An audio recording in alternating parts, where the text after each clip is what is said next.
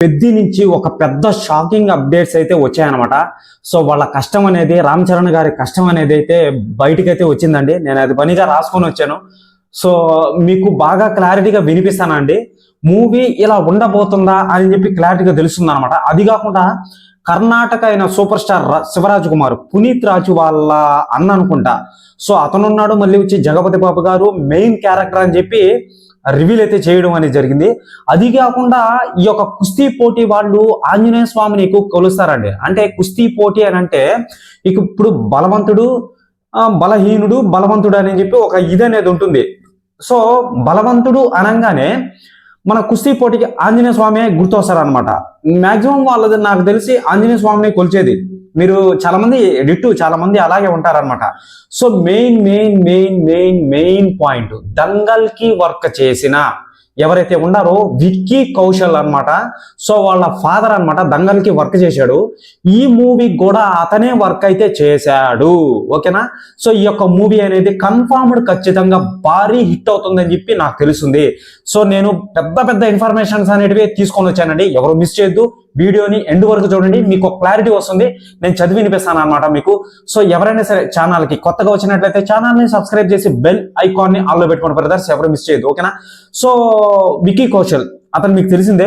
So Hindi సంస్థకి సంబంధించిన వాడు అనమాట. సో వాళ్ళ ఫాదరు దంగల్ కి వర్క్ అయితే చేశాడు అనమాట. సో ఆ యొక్క ఫైట్స్ కానీ, ఆ యొక్క విజువల్స్ కానీ మీరు చూసుకున్నట్లయితే, ఓకేనా. సో అదే బ్యాక్డ్రాప్ లో తీసుకొని వస్తా అంటే సేమ్ అదే విధంగా ఉండదండి. వాళ్ళ వేరియేషన్ వేరు, వాళ్ళ సెట్స్ అనేటివి వేరు, బ్యాక్గ్రౌండ్ లో ఈవీ సెట్స్ అనేటివి వేరు. ఈ సెట్స్ కూడా 24 నుంచి 60, 70 సెట్స్ అయితే వేశారనమాట. మెయిన్ విజువల్స్ గా కనిపించేటివి 24 సెట్స్ అనమాట. సో దాంట్లో వీళ్ళు బాగా కష్టపడిన సెట్ ఏదైతే ఉంటుందో 1980, 1970లో విజయనగరంకి సంబంధించిన సెట్ అయితే ఒకటైతే వేశారు. సో ఆ యొక్క రియాలిటీని డిట్టు దింపేశారంట అండి. ఓకే, మీరు చూసుకున్నట్లయితే మీరు మూవీ చూసిన తర్వాత కూడా అండి, ఇప్పుడు మూవీ వెళ్తారు, ప్రీమియర్స్ చూస్తారు, 3rd కానీ 4th కానీ మూవీ చూసి వెళ్ళి వచ్చిన తర్వాత ఆ యొక్క ఎమోషన్స్ అనేటివి ఎలా ఉంటాయంటే గుండె భారంగా మళ్ళీ వచ్చి అబ్బా రామ్ చరణ్ గారు భలే నటించారా, ఏమి నటించారా, అబ్బా ఏంట్రా బాబు ఈ విధంగా నటించాడు, రంగస్థలంకి మించి ఉంది అని చెప్పి తన ఫ్యాన్స్ ఖచ్చితంగా ఏడుస్తారంట. మళ్ళీ వచ్చి మంచి ఎమోషన్స్ అనేటివి ఉంటాయంట. ఓకేనా. సో పబ్లిక్ బాగా కనెక్ట్ అవుతుందండి సినిమా చూసిన తర్వాత. ఇవన్నీ జరుగుతుంటాయి అనమాట ఒక మూవీలో కూడా. సో చాలా ఈ యొక్క బ్యాట్స్ కానీ, మళ్ళీ వచ్చి గదలు కానీ చాలా వరకు చాలా ఇదిగా కనిపిస్తాయి అనమాట. మీకు చాలా మంది దగ్గర సెట్స్ లో పట్టుకుంటారనమాట. సో ముందు క్రికెట్ స్పోర్ట్స్ డ్రామాగా వచ్చి తర్వాత కుస్తీ పోటీగా వస్తుందన్నమాట. ఓకేనా. అందులో మన ఆంజనేయ స్వామిని ఎందుకు తీసుకొని వచ్చాడంటే తెలిసిందే కదండి, ఆంజనేయ స్వామి మనకు డిట్టు జస్ట్ ఒక ఎమోషన్ కోసం తీసుకొని వచ్చారు. ఆ లాస్ట్ లో ఆంజనేయ స్వామి వస్తాడు అది ఇది అని చెప్పి రోమర్ అయితే ఉంది. అదేం లేదండి, నార్మల్ గానే ఉంటుందన్నమాట. సో ఒక ఎమోషన్ అనేది ఉంటుందని ఆ యొక్క ఆంజనేయ స్వామిగా మన దంగల్ కి సంబంధించిన విక్కీ కౌశల్ వాళ్ళ ఫాదరు డిజైన్ అయితే చేశాడనమాట, ఎమోషన్ పండించడానికి. అర్థమవుతుందా మీకు?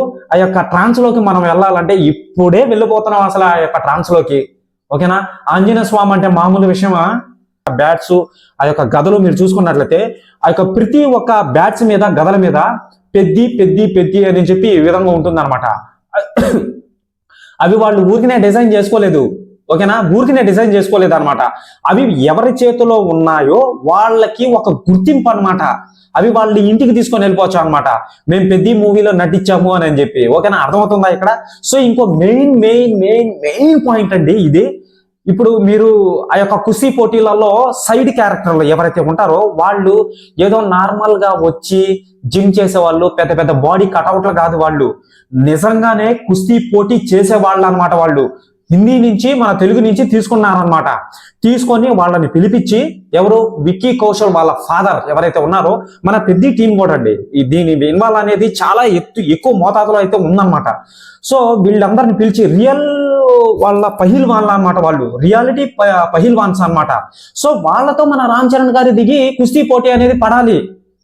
ఓకేనా. సో కుస్తీ పోటీ పడిన తర్వాత రియల్ పహిల్వాన్స్ తో అప్పుడు ఎలా ఉంటుందో ఒకసారి ఊహించుకోండి. మంచి ఎమోషన్స్ అనేటివి ఉంటాయి.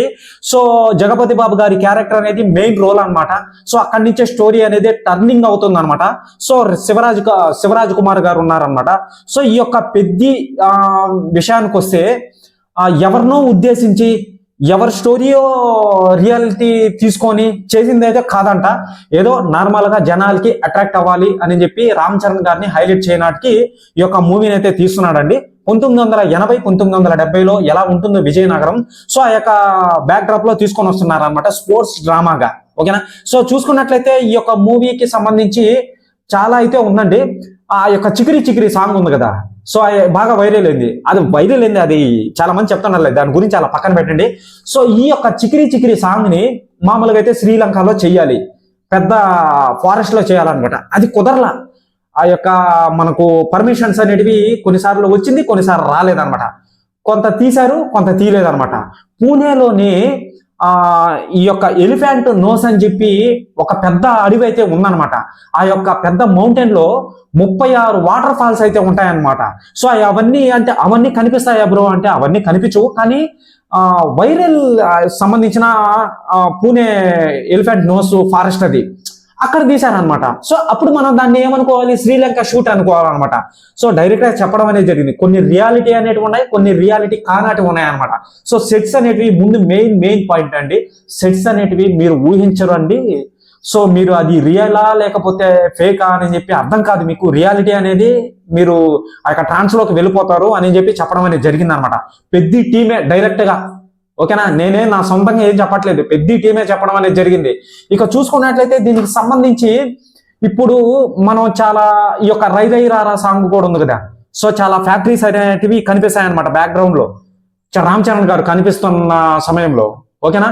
సో అవి బెల్లం ఫ్యాక్టరీ, చెరుకు రసం ఫ్యాక్టరీ, మళ్ళీ షుగర్ ఫ్యాక్టరీ, ఈ యొక్క ఫ్యాక్టరీలలో తీశారనమాట. ఒక సెట్ అయితే వేశారు, ఫ్యాక్టరీ సెట్. సో అది కూడా మీరు కనిపెట్టలేరు అది నిజంగా సెట్టా కాదా అని చెప్పి. సో ఇక చూసుకున్నట్లయితే ఒక సాంగ్ అయితే డిజైన్ చేస్తున్నారండి. అది ఒక పబ్ లో ఉంటుందంట. సో అంటే 1980లో 70లో పబ్ అనేది ఎలా ఉంటుంది ఒక్కసారి ఊహించుకోండి.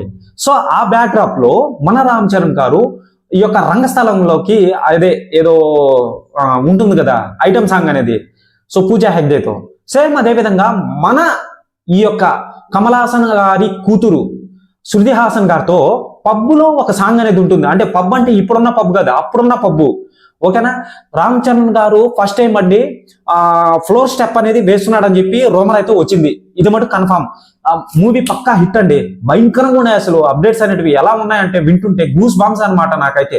ఫ్లోర్ స్టెప్ ఆ యొక్క ఐటమ్ సాంగ్ అది ఫ్లోర్ స్టెప్ స్పెషల్ సాంగ్ అది. అందులో నెక్స్ట్ లెవెల్లో ఉంటదంట. అసలు రామ్ చరణ్ గారిని 4 వేరియేషన్స్ అయితే చూస్తాం. అప్పుడున్న వేరియేషన్ వేరు, ఇప్పుడున్న వేరియేషన్ వేరు. ఇప్పుడు క్రికెట్ లో ఉన్న వేరియేషన్ ఒకటి, కుస్తీ పోటీలో జరుగుతున్నప్పుడు మన రామ్ చరణ్ గారు బాడీ ట్రాన్స్ఫర్మేషన్ అనేది జరిగింది, అదొక వేరియేషన్. మనం చూసింది 2 వేరియేషన్లోనే. ఓకేనా. సో ఇక 2 వేరియేషన్లో అంటే మొత్తం 2 వేరియేషన్స్ అయితే చూసేసాం. ఇంకా 2 వేరియేషన్స్ అనేటివి ఉన్నాయి. ఆ 2 వేరియేషన్స్ అనేటివి, ఆ యొక్క 2 ట్రాన్స్ఫర్మేషన్స్ అనేటివి సస్పెన్స్ అంట. అసలు ఎవరు ఊహించరంట. అదే నాకు అర్థం కాల. అదేంద్ర బాబు ఇది అసలు నాకు అర్థం కాలేదు అదే అని చెప్పి అనుకుంటే, మీరు దీనికి సంబంధించిన May 18న ఆ యొక్క ట్రైలర్ అనేది వస్తుంది కదండి. సో దాంట్లో మీరు ఆ యొక్క ట్రైలర్ చూడగానే మీకు క్లారిటీగా మొత్తం అర్థమైపోతుంది. ఆ హైప్ అనేది ఏదైతే ఉంటుందో అందరికీ, సో చూడాలి అని చెప్పి ఆతృత అయితే వస్తుంది. కంపల్సరీ కన్ఫర్మ్డ్ ఖచ్చితంగా అని చెప్పి తెలుస్తుంది ఇక్కడ క్లారిటీగా. డైరెక్ట్ గా పెద్ద టీమే చెప్పారు, నేను చెప్పేది ఏముంది కొత్తగా, అదనమాట. అంటే మొత్తం రామ్ చరణ్ గారు వేరే బాడీ ట్రాన్స్ఫర్మేషన్స్ అనేటివి 4 అయితే ఉన్నాయండి. ఒకటి నార్మల్, ఒక పల్లెటూరు ఒక కుర్ర పిల్లవాళ్ళలాగా తిరుగుతుంటాడు అనమాట. సో క్రికెట్ ఆడుతూ. నెక్స్ట్ కుస్తీ పోటీకి పోయేటప్పుడు అది సెకండ్ హాఫ్ లో ఉంటుందంట. ఓకేనా. సో ఈ యొక్క 2 బాడీ ట్రాన్స్ఫర్మేషన్స్ అనేటివి ఎలా ఉంటాయో ఏంటో అని చెప్పి ఊహించుకుంటుంటేనే అసలు అర్థం కావట్లేదు. నెక్స్ట్ లెవెల్ అసలు 36 water falls, 24 sets, main sets, అందులో 60-70 సెట్స్, అసలు ఎడిటింగ్, దానికి సాంగ్స్, ఆ యొక్క రై రై రారా సాంగ్ కి సంబంధించిన ఫ్యాక్టరీ సెట్, రియాలిటీగా కనిపించేదానికి షుగర్ ఫ్యాక్టరీ, మళ్ళీ వచ్చి బెల్లం ఫ్యాక్టరీ, చెరుకు రసం ఫ్యాక్టరీ. ఓకేనా. ఆ యొక్క సాంగ్ లో ఐటమ్ సాంగ్ లో ఫ్లోర్ స్టెప్, హీరోయిన్ వచ్చి ఇద్దరే హీరోయిన్లు, ఆ యొక్క ఎడిటింగ్, విఎఫ్ఎక్స్, గ్రాఫిక్స్, సీజే వాడారో లేదో మనకైతే తెలీదు. సో గ్రామీణ ప్రాంతంలో మనం ఎలా ఉంటుందో 1980 1970లో సేమ్ అదే విధంగా ఉంటుంది. ఆ యొక్క ట్రాన్స్ లోకి మనం వెళ్తాం కన్ఫర్మ్డ్ ఖచ్చితంగా. జగపతి బాబు గారిది మెయిన్ క్యారెక్టర్ అని చెప్పి తెలుస్తుంది ఇక్కడ. ఓకేనా. సో చూసుకున్నట్లయితే ఈ సెట్స్కే అసలు బాగానే 56 కోట్లు ఖర్చు అయిందని చెప్పి చెప్తున్నారు. అంత ఖర్చు అవ్వలేదు, కొంచెం బాగానే ఖర్చు అయ్యింది, అమౌంట్ అనేది రివీల్ చేసేదానికి అంత కుదరదు బ్రదర్ అని చెప్పి చెప్పడం అనేది జరిగింది అనమాట. సో ఇక్కడ ఇంకో మెయిన్ ఆసక్తికరమైన విషయం అండి. ఇప్పుడు మనం మామూలుగానే రామ్ చరణ్ గారిని దాంట్లో చూస్తున్నట్లయితే ఆ యొక్క యాస భాష ఏదైనా సరే ఈ నేల మీద ఉన్నప్పుడే చేసేయాలా అని చెప్పి అంటాడు కదా. సో అంతకు మించి హీరోయిన్ యాస భాష అనేది ఉంటుంది. హీరో కన్నా హీరోయిన్ది మాస్ ఎలివేషన్స్ గా ఉంటాయి అని చెప్పి చెప్పడం అనేది జరిగింది. అదేంట్రా బాబు అని చెప్పి నాకు అర్థం కాలేదనమాట. సో చూద్దామండి మరి ఏమవుతుందో ఏంటో తెలియదు కదా. సో ప్రతి డీటెయిల్ పెద్దకి సంబంధించి ఎటువంటి అప్డేట్ వచ్చినా కానీ మీకు ఒక వీడియో పరంగా అందిస్తాను, ఎవరూ మిస్ చేయొద్దు. సో ఎవరైనా సరే ఛానల్కి కొత్తగా వచ్చినట్లయితే ఛానల్ని సబ్స్క్రైబ్ చేసి బెల్ ఐకాన్ని ఆన్లో పెట్టుకోండి. నేను చెప్పిన డీటెయిల్స్ అన్ని గుర్తుపెట్టుకోండి. ఓకేనా. ఇవన్నీ మూవీలో కనిపిస్తాయి కంపల్సరీ మీకు ఖచ్చితంగా. బల్ల గుద్ది మరీ చెప్తున్నాను నేను అసలు.